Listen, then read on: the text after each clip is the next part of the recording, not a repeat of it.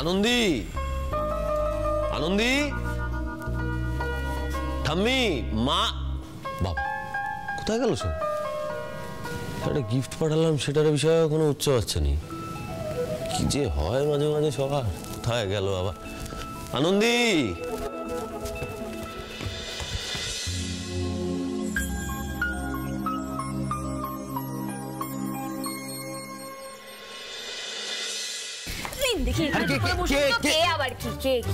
আপনি আপনি ডক্টর আদিদেব লাহিড়ী। এসব কি হচ্ছে আনন্দী? এসব কেন? কি এসব? নারকেল স্যার, নারকেল থেকে শ্বাস বের করতে হবে, বড় কঠিন কাজ। মানে আপনার মানে জানে তো লাভ নেই, আপনি শুধু চুপচাপ এই দিকে তাকিয়ে থাকুন। এই দেখুন স্যার, পেন্ডুলাম।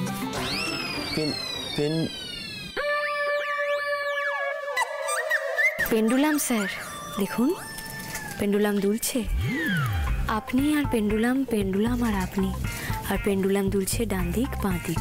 এই পেন্ডুলামের দিকে তাকিয়ে তাকিয়ে আস্তে আস্তে আস্তে আস্তে আপনার মন শান্ত হয়ে যাবে স্যার। ধীরে ধীরে আপনার চোখের পাতা ভারী হয়ে যাবে, আপনার ঘুম পাবে স্যার। আর আপনি একদম মন শান্ত করে একটু একটু করে ঘুমের দিকে চলে যাবেন। আপনি আস্তে আস্তে ঘুমিয়ে পড়বেন স্যার। কিন্তু হ্যাঁ, ঘুমোবেন আপনি, তবে জেগে থাকবে আপনার মন। দিদি ভাই, শুধু বাবল ওড়ালে হবে? ফ্যানটা দিয়ে এত কাটকেরা মতো করলে চালাবে না? হ্যাঁ, এত কষ্ট করে রেডি করলাম, চালাবো না? আপনার মন সব বুঝবে, সব প্রশ্নের উত্তর দেবে। আপনি ডক্টর আদিদেব লাহিড়ী, যা যা প্রশ্ন করা হবে আপনি তার উত্তর দেবেন।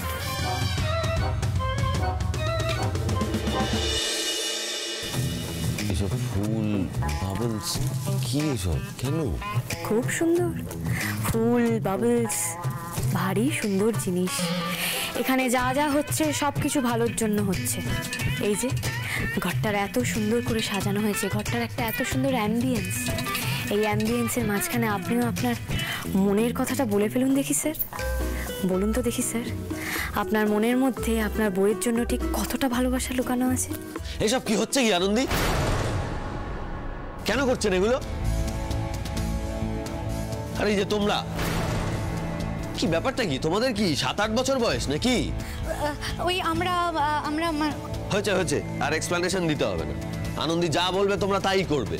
মানে এরকম হিপনোটাইজ করে কিছু হয়? এসব ফুল বাবেল কি? এসবের মানে কি? এরকম কেন করছো আদি?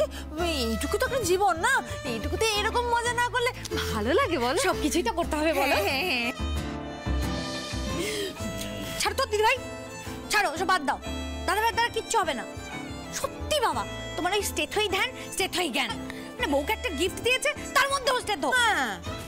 বেশ, ঠিক আছে, হচ্ছে। তোমরা এবার যাও, আমার আনন্দীর সঙ্গে পার্সোনাল কথা আছে, যাও। কিরে তনু, শুনলি?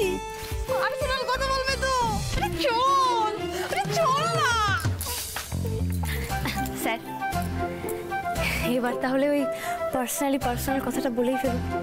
বলুন না, আপনার মনে ঠিক কতটা জায়গা আছে আনন্দের জন্য? আনন্দী, আমার মনের কথা জানার জন্য আমাকে হিপনোটাইজড করার কোনো দরকার নেই। আমার মনের কথাটা আমি এমনি অনেকদিন থেকে আপনাকে বলবো ভাবছিলাম। মানে আপনার জানা খুব দরকার, খুব প্রয়োজন।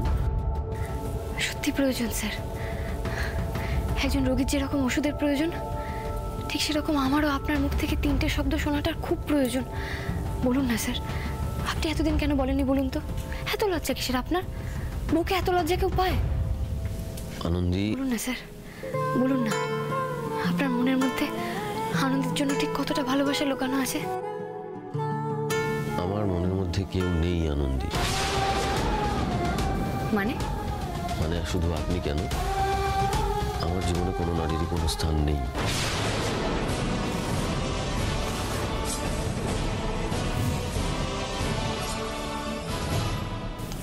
কি বললেন আপনি? হোয়াট? আপনার জীবনে কোনো নারীর জায়গা নেই মানে?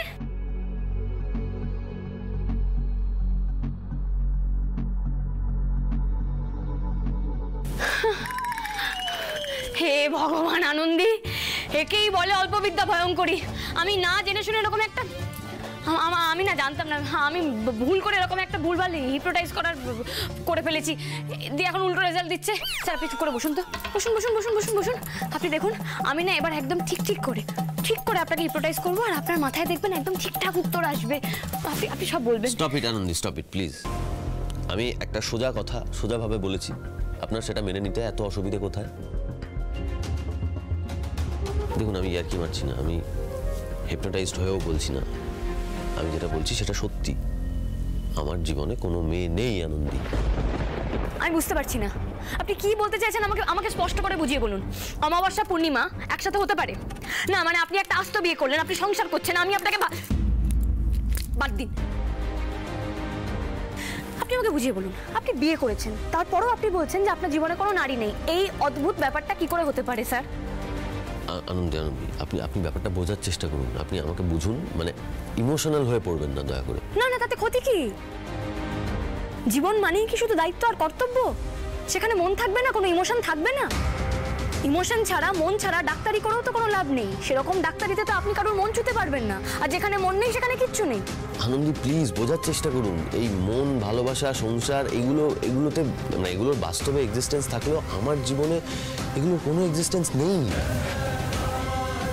এই বিয়ে, সম্পর্ক, স্বামী স্ত্রী, আমার এগুলো একদম আমি বিশ্বাস করি না।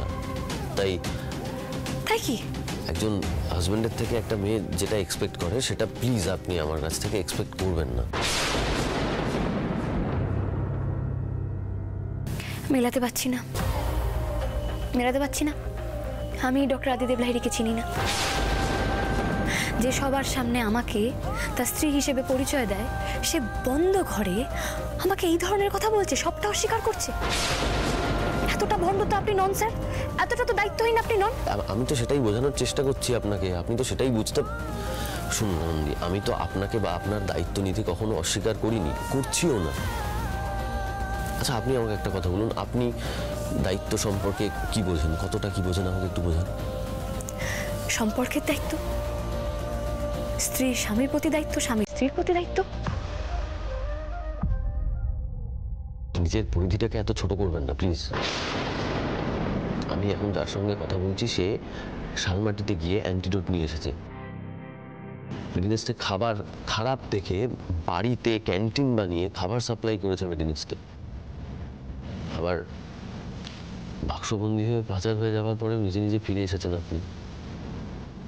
তাই প্লিজ আনন্দি, আমি আপনাকে রিকোয়েস্ট করছি, আপনি নিজেকে এত ছোট গণ্ডির মধ্যে বেঁধে ফেলবেন না প্লিজ। আপনি একজন অনেক ক্ষমতা সম্পন্ন একজন পরিপূর্ণ মানুষ, এটা নিজে রিয়েলাইজ করুন প্লিজ আনন্দি। আমি বলছি শুনুন, আপনার মধ্যে অনেক সম্ভাবনা আছে, আর আমি তো আপনার দায়িত্ব নিয়েছি। আমি রিকোয়েস্ট করছি আপনাকে, আপনি এই সমস্ত এই সংসার, সম্পর্ক এগুলো থেকে বেরিয়ে এসে নিজেকে মানুষ ভাবার চেষ্টা করুন প্লিজ। তাহলে আপনি দেখবেন, মানে আমি যেটা বলতে চাইছি আপনি সেটা বুঝতে পারবেন আনন্দি ঘোষ।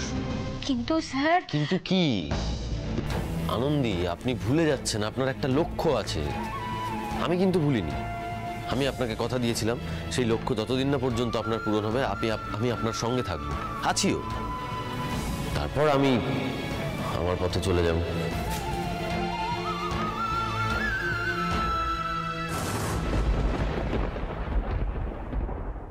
আপনার পথে চলে যাবেন মানে? আপনার পথ আর আমার পথ কি আলাদা নাকি? আমরা তো স্বামী স্ত্রী, জন্ম জন্মান্তর তো আমরা একটাই পথে হাঁটবো, তাই না? আপনি একই কথা বললে বারবার কি করে হবে? আমাদের তো তাহলে কথাই এগোবে না। আমাদের? আপনিই তো বললেন আপনার পথ আলাদা, আমার পথ আলাদা। আপনার আর আমার মাঝখানে এই আমাদেরটাই তো নেই। আনন্দি, আপনি কথার প্যাচে কথা ঘুরিয়ে দিতে চাইলে হবে না, সেটা আমি মেনে নেব না। আপনার লক্ষ্যে পৌঁছতে গেলে আপনাকে আমার কথা শুনতে হবে আনন্দি, বুঝতে হবে। আর আমার জীবনের চাওয়া, হ্যাঁ, একটা মেয়ের কাছ থেকে তার সংসারের ভিতটাই কেড়ে নিয়ে আপনি তাকে কোন লক্ষ্যে পৌঁছে দিতে চান স্যার? দেখুন আনন্দি, আপনি জানেন আমাদের বিয়েটা আর 5টা সাধারণ বিয়ের মতো নয়। আমাদের সম্পর্কটা শুরু কিন্তু কোনো ভালোবাসা থেকে নয়। তাই ওই পরিস্থিতি থেকে আপনাকে বাঁচানোর জন্যই আপনার দায়িত্ব আমাকে নিতে হয়েছে। আমি তো সেটা অস্বীকার করছি না স্যার, তাই বলে শুধুমাত্র দায়িত্ব নেওয়া, শুধুমাত্র বাঁচানোর তাগিদে একটা সম্পর্ক। বিয়ে হওয়ার পর থেকে আপনি যতবার আমাকে এই কথাগুলো বলেন না, আমার ততবার নিজেকে খুব ছোট মনে হয়, আমার খুব লজ্জা করে, জানেন তো। আমার না মনে হয় কি আমি কি মেয়ে হিসেবে আপনার কাছ থেকে এতটুকু ভালোবাসা পাওয়ার যোগ্য নই? আমার কি কোনো যোগ্যতাই নেই? এতগুলো তো বিয়ের পর আমরা দিন একসাথে কাটালাম, তারপরও কি কিচ্ছু বদলায়নি আমাদের মধ্যে? আনন্দী প্লিজ প্লিজ, আমি আপনাকে এটাই বোঝাতে চাইছি, আপনি শুধু সংসার সম্পর্ক এগুলো দিয়ে কেন নিজেকে বিচার করছেন বলুন তো? আমি বলছি আপনাকে, আপনি আপনি আপনি যথেষ্ট ভালো সংসার সামলাতে পারেন, এই বিষয়ে আপনি যথেষ্ট পারদর্শী, আপনার থেকে ভালো কেউ পারে না, আমি ধরে নিচ্ছি। আপনি আমাকে, আমার পরিবারকে যথেষ্ট ভালো করে সামলে রেখেছেন। ইনফ্যাক্ট যদি আপনি আমার জায়গায় অন্য কেউ থাকতো তাহলে আপনি তার সঙ্গে একটা হ্যাপিলি ম্যারিড লাইফ কাটাতেই পারতেন, কিন্তু আমি পারছি না আনন্দী। এই সংসার, এই সম্পর্ক আমার জন্য নয়। তাই কি আপনার জীবনে কি সত্যিই নারী ছিল না? আপনি তো তিতিরকেও বিয়ে করতে রাজি হয়েছিলেন, কি হননি রাজি? ভুল করছেন, মস্ত বড় ভুল করছেন আনন্দী। তিতিরের সঙ্গে আমার শুধুমাত্র বন্ধুত্বের সম্পর্কটাই ছিল, আমি কখনো এই বন্ধুত্বের গণ্ডির বাইরে ওকে বেরোতে দিইনি। তিতির আমাকে চেয়েছিল বিয়ে করতে, কিন্তু পরিস্থিতি আমাকে আপনার হাত ধরতে বাধ্য করেছে, এবং আমি আপনাকে স্ত্রীর মর্যাদা দিয়েছি।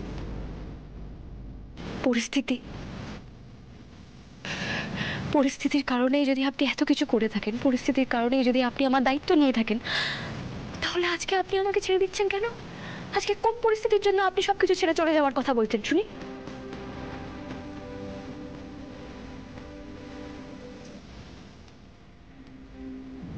এত কিছুর পরেও আমার লক্ষ্যের কথা বললে আপনি বুঝবেন?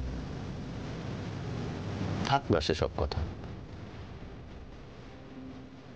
আমার লক্ষ্য আমারই থাক। পালিয়ে যাচ্ছেন স্যার, নাকি আপনি আমাকে এড়িয়ে যাচ্ছেন? আনন্দীকে তো এড়িয়ে যাওয়াই যায়। আনন্দী সারাদিন ফাজলামি করে, ইয়ার্কি করে। আনন্দীর আবার মন আছে নাকি? আনন্দীকে তো যখন তখন এড়িয়ে যাওয়া যায়। আনন্দী তো ওকে তো যখন তখন টেকেন ফর গ্রান্টেড করে নেওয়াই যায়, তাই জন্যই আপনি আমাকে এড়িয়ে যাচ্ছেন, তাই তো? কি এমন কথা যে আপনি আমাকে বলতে পারবেন না?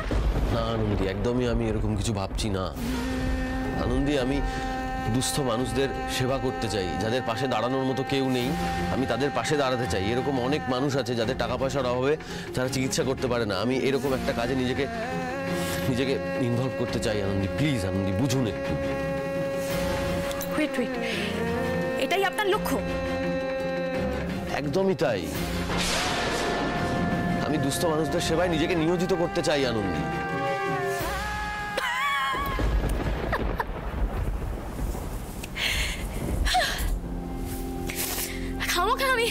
মানে এটাই যদি আপনার লক্ষ্য হয় তো ভালো, তো এটা তো একটা ভালো লক্ষ্য। তো আপনার এই লক্ষ্যের সাথে আপনার সংসারের বিবাদটা কোথায় পাচ্ছে আমি তো বুঝতে পারছি না। মানে এখানে সংসারের সাথে যুদ্ধটা কেন হচ্ছে? আপনার লক্ষ্য আপনার মতো চলুক, সংসারটাও সংসারের মতো চলুক, দুটো একসাথে চলুক। এটাই সমস্যা আপনাদের। এভাবে বাঁ দিক দিয়ে ডান দিক দিয়ে দুই দিক থেকে একসাথে হাঁটা যায় না। আপনাকে যে কোনো একটা দিক চুজ করতে হবে, হয় আপনাকে সংসার করতে হবে, তা না হলে আপনাকে সেবা করতে হবে। এটা একটা 24x7 করে যাওয়ার মতো কাজ। আপনি কি করে সংসার করতে করতে এই কাজটা করতে পারেন? দিন রাত সকাল সন্ধ্যে যে কোনো সময় আপনার প্রয়োজন হতে পারে, আপনাকে রেডি থাকতে হবে তাদের সেবা করার জন্য। না, সংসার করতে করতে এটা সম্ভব নয়। আর আমি চাই না আমার জীবনে এরকম কোনো পিছু টান থাকুক যেটা আমার এই কাজটা করতে বাধা দেবে। তাই এই মুহূর্তে দাঁড়িয়ে আমার এই সংসারটাই সবচেয়ে বড় বাধা। আপনার এই সংসার মানে তো সেটা আমি, তাই তো? হ্যাঁ, আমি আপনার দায়িত্ব নিয়েছি, তাই যতদিন না পর্যন্ত আপনার লক্ষ্য পূরণ হচ্ছে আমিও আমার লক্ষ্যের দিকে পাড়ি দিতে পারছি না। বড্ড একবজ্ঞা আপনি, জানেন তো? বড্ড একবজ্ঞা, খুব জেদ আপনার। একটা অঙ্ক তো নানা রকম ভাবেও কষা যায় নাকি? আপনি কেন ভাবছেন যে আমি আপনার পথের বাধা? আমি তো কোনোদিন আপনার পথে বাধা হতে চাইনি। আপনি আমাকে আপনার পথে পথিক করে নিন না। আমরা দুজন একসঙ্গে হাঁটবো। আপনি একজন ডাক্তার তো, আমি একজন নার্স। একজন ডাক্তারকে একজন নার্সকে ছাড়া চলতে পারে? তাহলে আমরা দুজন একসাথে হাঁটি না, তাহলে দেখবেন আপনার আমাকে বাধা বলে মনে হবে না, আপনার তখন আমাকে নিজের সঙ্গী বলে মনে হবে। আনন্দী, না আনন্দী, আপনি শুনুন, প্রত্যেকের আলাদা আলাদা চাওয়া পাওয়া থাকতেই পারে। আমি কাউকে ইমোশনালি আঘাত করতে পারবো না। আমি আমার জীবনটা আমি কোনো মহিলার সঙ্গে জড়িয়ে ফেলতে পারবো না।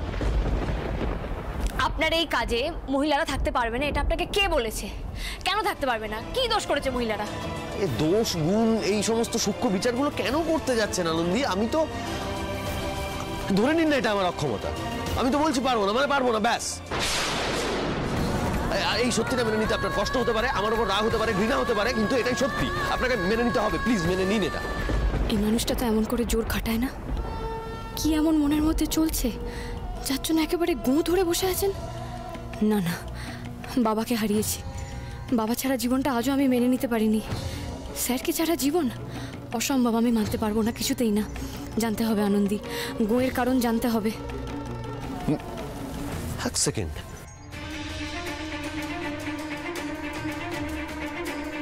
এই যে এটা এই যে এদিকে আসুন, এদিকে আসুন। এই আপনাকে ডক্টরস অ্যাটাচিটা কেন দিয়েছিলাম? আপনাকে এড়িয়ে যাব বলে। হ্যাঁ, এটা কি, এটা কেন দিয়েছিলাম আমি? আপনাকে বলুন। আপনি জানেন আনন্দী আমি কি চাই, তারপরেও এই কথাগুলো কেন বলছেন? এটা আপনি কেন দিয়েছেন আমায়? আনন্দী, আমি আপনাকে ঘুমের ঘোরে আওড়াতে শুনেছি আপনি ডাক্তার হতে চান, কিন্তু সেটা পারেননি। আমি জানি একটা জলজান্ত স্বপ্নকে কবর দিয়ে বেঁচে থাকার কষ্টটা আমার জানা। আবেগ কম, তাও বুঝি। আপনি আমার স্বপ্নের কথা জানতেন? হ্যাঁ, জানতাম।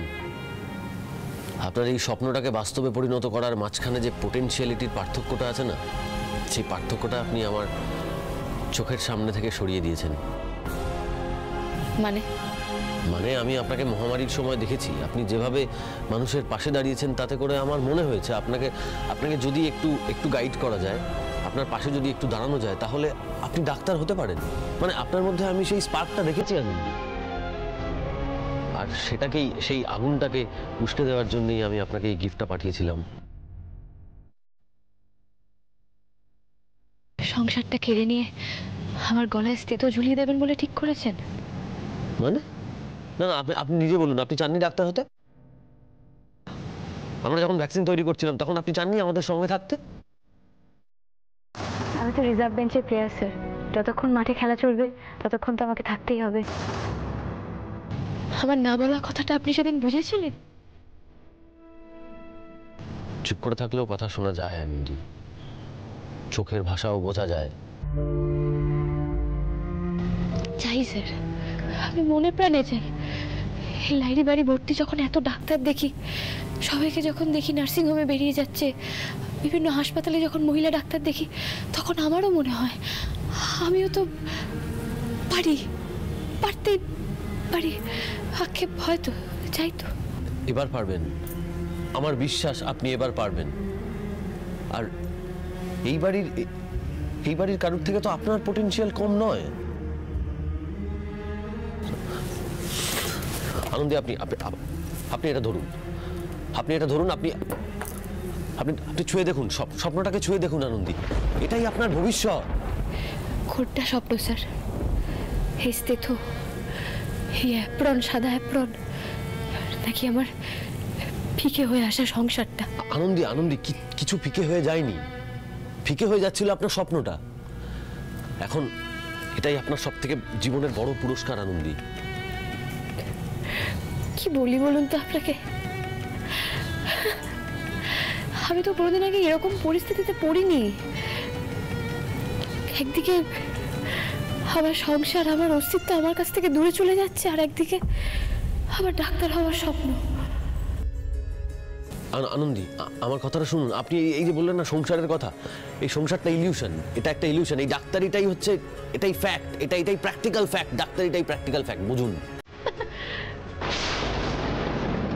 আমাকে ধ্বংসস্তূপের উপর দাঁড় করিয়ে এই লোকে কিরকম সান্ত্বনা পুরস্কার দেওয়া হয়ে যাচ্ছে না স্যার?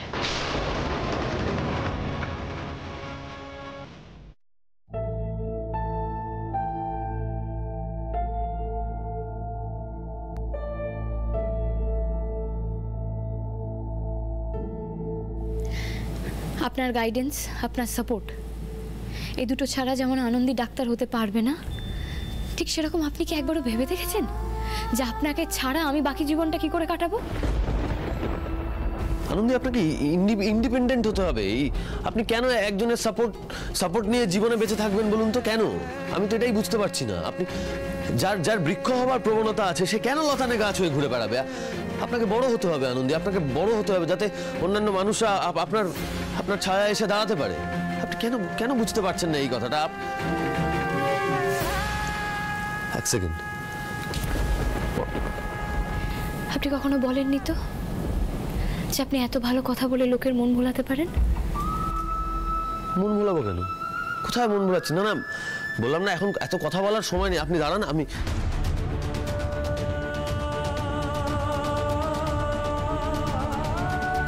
এই যে এখন আনন্দী, এখন পড়াশোনা করতে হবে আপনাকে। হ্যাঁ, প্রথমে আপনাকে এন্ট্রান্স দিতে হবে। আপনাকে এন্ট্রান্স কিন্তু সেটার জন্য পড়াশোনাটা ইম্পর্টেন্ট।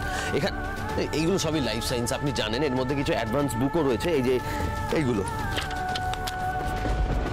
জীবনের হিসেব গুলিয়ে দিয়ে এখন জীবন বিজ্ঞান বোঝাচ্ছেন স্যার? আমাদের জীবনের অঙ্ক, কেমিস্ট্রি কোনোটাই আমি ঘাঁটতে দেবো না, আপনারও না, আমারও না। আপনি আগে আমার একটা কথার উত্তর দিন তো। আনন্দী, এখন আর কথা বলার কোনো মানেই হয় না। না, কথাটা খুব দরকার, আমাকে বলতে দিন। আপনি যে কাজগুলো করতে চাইছেন সেগুলো বাড়িতে থেকে সম্ভব নয় কেন? এই কাজগুলোর জন্য কেন আপনাকে আপনার স্ত্রীকে নিজের থেকে দূরে রাখতে হবে? আনন্দী, আমি না, আপনি আমাকে বললেন যে আমাদের সম্পর্কটা নাকি আর 5টা সম্পর্কের মতো নয়। কেন নয়? আমাদের বিয়েটা নাকি আর 5টা বিয়ের মতো নয়। আপনি আলাদা কোথায় আর 5 জনের থেকে? আর 5টা সাধারণ মানুষের যেরকম দুটো চোখ আছে আপনারও আছে। তাহলে আমার আর আপনার সম্পর্কটা আলাদা কোথায়? কোন পয়েন্টে আমার আর আপনার সম্পর্কটা আলাদা?